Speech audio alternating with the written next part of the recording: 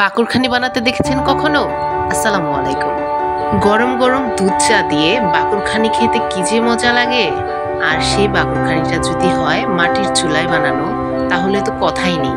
বর্তমানে অনেক জায়গায় মেশিনে বাকরখানি বানায়, কিন্তু আমাদের মানিকগঞ্জের বেউথাতে মাটির চুলায় বাকরখানি বানায়।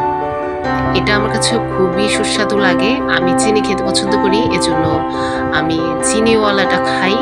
আর আমাদের বাড়িতে কিছু লোক আছে যারা চিনি পছন্দ করে না, তারা চিনি ছাড়াটা খায়, তাই আমি দুটাই নিচ্ছি আর দুটাই আমরা খাবো মিলেমিশে। আমি এতক্ষণ দাঁড়িয়ে দাঁড়িয়ে দেখলাম বাকরখানি কিভাবে বানায়।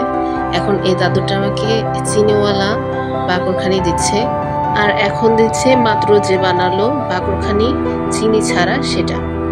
আপনার কোন বাকরখানিটা ভালো লাগে আমাকে অবশ্যই কমেন্ট করে জানাবেন। ভালো থাকবেন সবাই। আসসালামু আলাইকুম, টাটা।